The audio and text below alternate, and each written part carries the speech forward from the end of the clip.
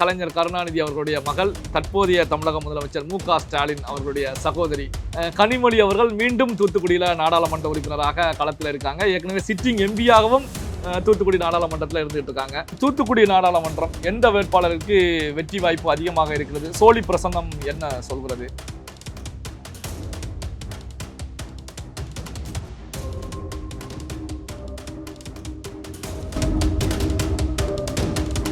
தூத்துக்குடிங்கிறது 8-6 அந்த எண்ணின் அடிப்படையில் வருது.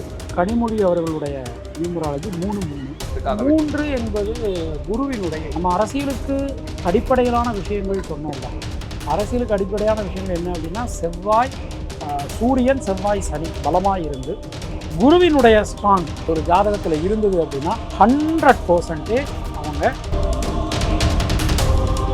கனிமொழி கருணாநிதி 100% ஜெயிப்பதற்கான வாய்ப்புகள் 100% உண்டு.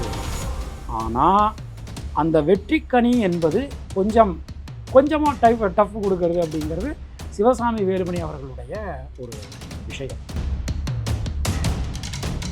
கனிமொழி ஜாதகம் நம்ம எடுத்துட்டோம் அப்படின்னா அவங்களுக்கு அடுத்து வரக்கூடிய ஒரு 3 வருடங்கள், இப்போ 24ல் நம்ம இருக்கோம், 24லேருந்து 27 வரைக்கும் பார்த்தீங்கன்னா கொஞ்சம் டஃப் பீரியட் போயிடும்.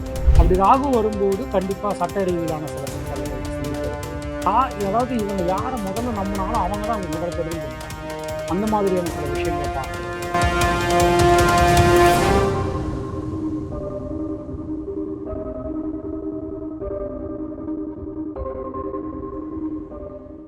ரியல் ஒன் வாய்ஸ் நேயர்களுக்கு வணக்கம். இன்னைக்கு நாம பார்க்கக்கூடிய தொகுதி தூத்துக்குடி நாடாளுமன்ற தொகுதி.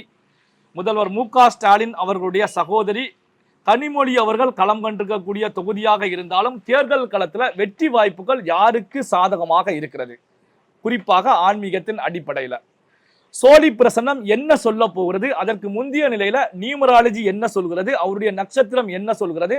தூத்துக்குடி நாடாளுமன்ற தொகுதியில எந்த வேட்பாளர் வெற்றி பெற போகிறார்? வெற்றி கனியை தட்டி பறிக்க போகிறார்? வாங்க பரம்பரை ஜோதிடர் பெருங்குளம் ராமகிருஷ்ணன் ஜோசியர் அவர்களிடம் கேட்டு பெறுவோம். தூத்துக்குடி நாடாளுமன்ற தொகுதி. தூத்துக்குடி அப்படின்னாலே வெற்றி வாய்ப்பு யாருக்கு அப்படிங்கிறத எளிதாக எல்லாருமே சொல்லிடலாம். காரணம் என்ன அப்படின்னா, மறைந்த கலைஞர் கருணாநிதி அவர்களுடைய மகள், தற்போதைய தமிழக முதலமைச்சர் மு.க.ஸ்டாலின் அவர்களுடைய சகோதரி கனிமொழி அவர்கள் மீண்டும் தூத்துக்குடியில் நாடாளுமன்ற உறுப்பினராக களத்தில் இருக்காங்க. ஏற்கனவே சிட்டிங் எம்பியாகவும் தூத்துக்குடி நாடாளுமன்றத்தில் இருந்துகிட்டு இருக்காங்க. அவங்களுக்கு எதிராக இறக்கப்பட்ட வேட்பாளர்கள் நாம பார்க்கும்போது வேட்பாளர்களை பொறுத்த வரைக்கும் அந்த அளவுக்கு டஃப் கொடுப்பாங்களா அப்படிங்கிற ஒரு கேள்விகள் இருந்தாலும், தேர்தல் களத்தில் எது வேண்டுமென்றாலும் எப்போது வேண்டுமென்றாலும் நடக்கலாம். வெற்றி தோல்விகள் யாருக்கு அப்படிங்கிறத நாம உறுதியாக சொல்ல முடியாது. மிகப்பெரிய முதலைகள், மிகப்பெரிய வெற்றிகளை பறித்தவர்கள் கூட சாதாரண ஒரு வேட்பாளரிடம் தோற்ற வரலாறுகளும் இருக்கிறது. அதனால இப்போ தூத்துக்குடி நாடாளுமன்றத்தில் எந்த வேட்பாளர், முதல்ல கேண்டிடேட் எடுத்துக்கலாம்.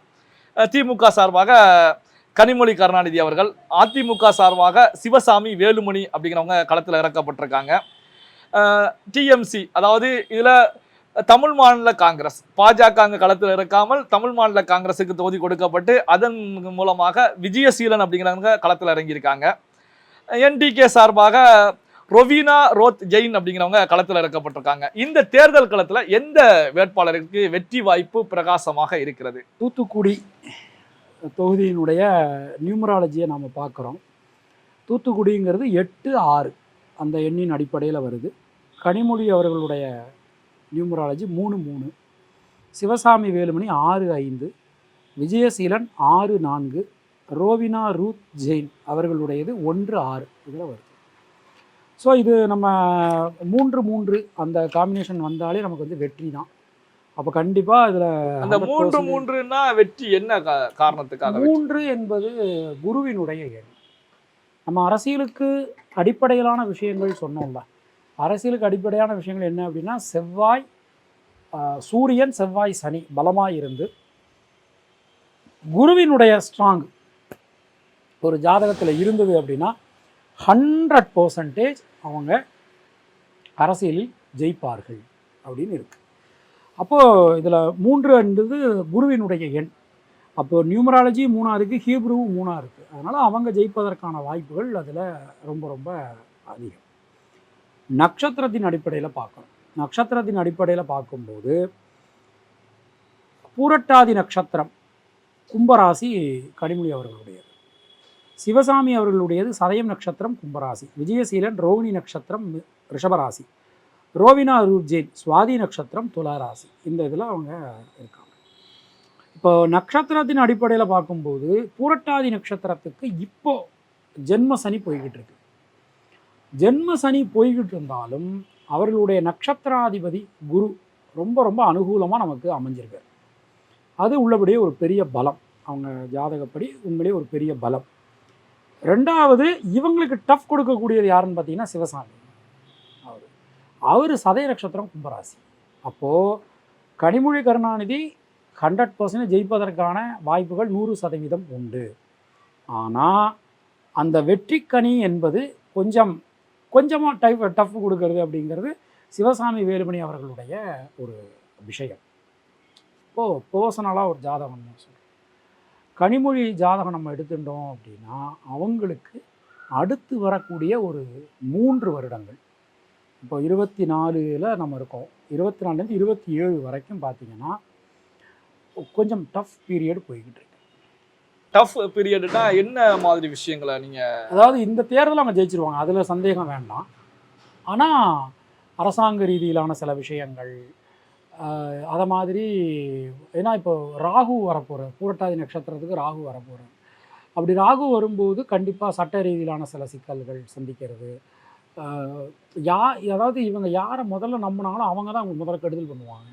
அந்த மாதிரியான சில விஷயங்களை பார்க்குறது, இதெல்லாம் வந்து நடப்பதற்கான வாய்ப்புகள் இருக்குது.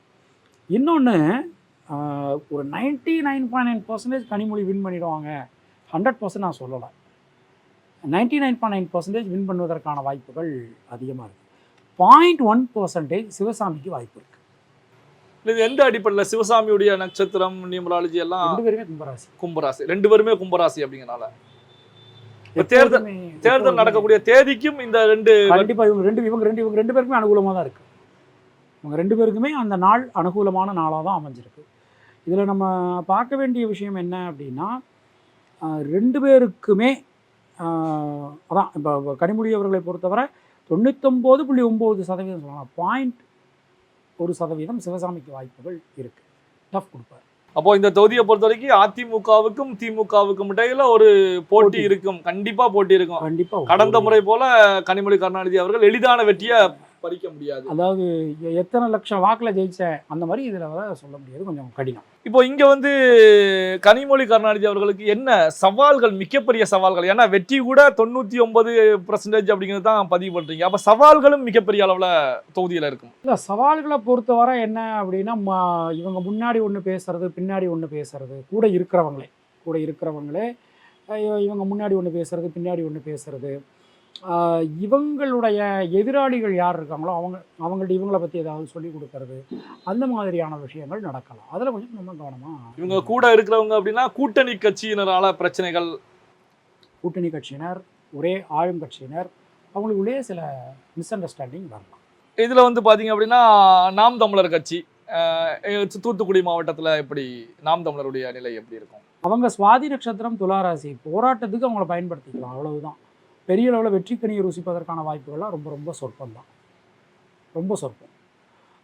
அதுவும் அவங்களுடைய நட்சத்திரப்படி பார்க்கும்போது அவங்கள வச்சு மற்றவங்களுக்கு தான் பிரயோஜனம் இருக்குமே தவிர அவங்களுக்கு அதனால எந்த விதமான ஒரு பிரயோஜனமும் இல்லை. சரி, இப்போ இந்த தூத்துக்குடி நாடாளுமன்றம் அப்படின்னு எடுத்துக்கிட்டீங்க அப்படின்னா தமிழகத்தில் பாஜகவை பொறுத்த வரைக்கும் அண்ணாமலை அவர்கள் 40க்கு 30, 40க்கு 40 அப்படின்னுலாம் பேசி பிரச்சாரங்களில் ஈடுபட்டு இருக்காங்க. தூத்துக்குடியில் கனிமொழி அவர்கள் களத்தில் இருக்காங்க அப்படின்னு நமக்கு தெரியும். அப்போ அங்கு இறக்கப்பட்ட பாரதிய ஜனதா கட்சி நேரடியாக இறங்காமல் தமிழ் மாநில காங்கிரஸ் வேட்பாளர் களத்தில் இறக்கப்பட்டிருக்காங்க.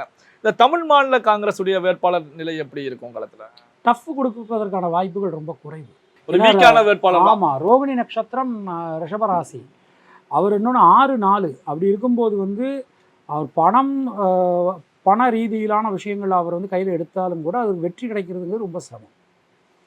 அதில் நமக்கு விஷம் தான் காமிக்கிறது, விஷ ரேகை தான் நமக்கு காமிக்கிறது. அப்போ அது நம்ம கொஞ்சம் கவனமாக இருந்துக்கணும். சரி, இந்த தூத்துக்குடி நாடாளுமன்றம் எந்த வேட்பாளருக்கு வெற்றி வாய்ப்பு அதிகமாக இருக்கிறது? சோழி பிரசன்னம் என்ன சொல்கிறது பார்க்கலாம்.